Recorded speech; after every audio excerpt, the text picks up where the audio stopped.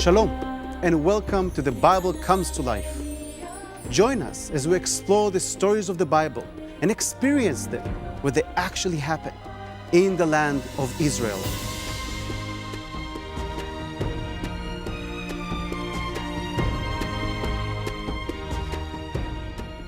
I'm Omer Eshel, Director of the Israel Government Tourist Office Midwest Region, and your host.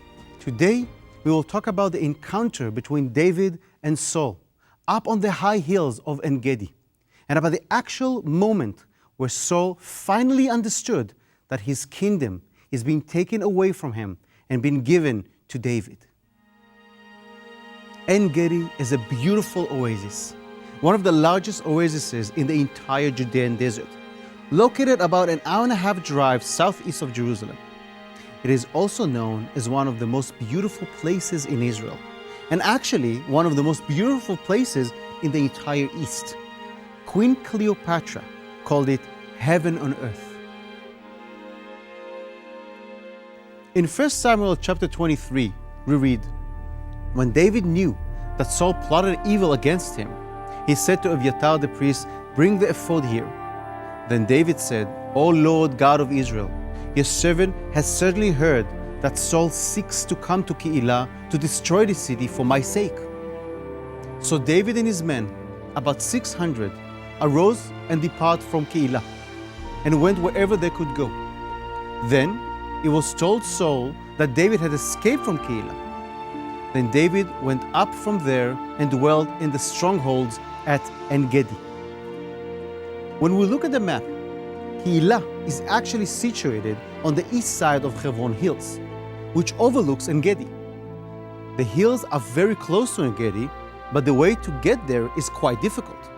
So we understand that David was fleeing from his home of Hebron, his capital, to the stronghold of En-Gedi, which was not so far from him, but was also not easy for him to get to. When we read stronghold of En-Gedi, we might think of something that looks like a castle. But actually, En-Gedi is an oasis and also a canyon. When the Bible speaks about a stronghold, it is actually referring to the natural topography of the oasis. You have cliffs on both sides with natural caves in which people seek refuge. You have no problem with finding water because you are in an oasis with natural waterfall. You have no problem finding food because you have many animals who come to the oasis for water and food. In fact, En-Gedi in Hebrew means spring of the goats or spring of the ibex. Let's continue in 1 Samuel chapter 24. Now it happened, when Saul had returned from following the Philistines, that it was told him, saying, 'Take note, David is in the wilderness of En-Gedi.' Then Saul took 3,000 chosen men from all Israel and went to seek David and his men on the rocks of the wild goats." One of the most epic moments of the Bible is when David finally meets Saul at the cave.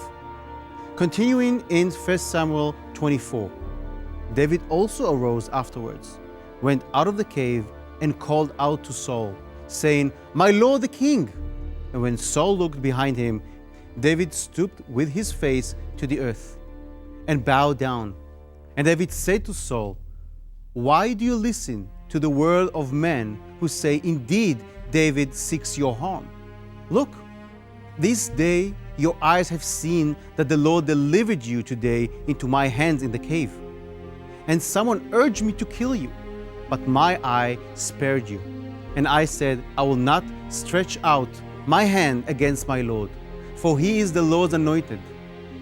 Let the Lord judge between you and me, and let the Lord avenge me on you." So it was, when David had finished speaking these words to Saul, that Saul said, "Is this your voice, my son David?" And Saul lifted up his voice and wept. Then he said to David, "You are more righteous than I, for you have rewarded me with good, whereas I have rewarded you with evil. And you have shown me this day how you have dealt well with me. For when the Lord delivered me into your hand, you did not kill me. And now I know indeed that you shall surely be king, and that the kingdom of Israel shall be established in your hands.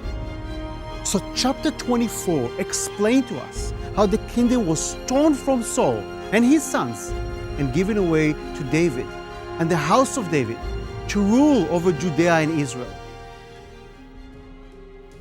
The most amazing thing about Gedi is that the topography hasn't changed in 3,000 years. So today, when you go to Gedi, you will see the same wild goats, the ibex, which the state of Israel brought from the edge of extinction in the 20th century. You will be able to go to one of the caves and experience that magnificent, dramatic moment of Saul weeping in front of David and bowing to him and saying to him, "You shall be the next king." Only in Israel where the Bible comes to life.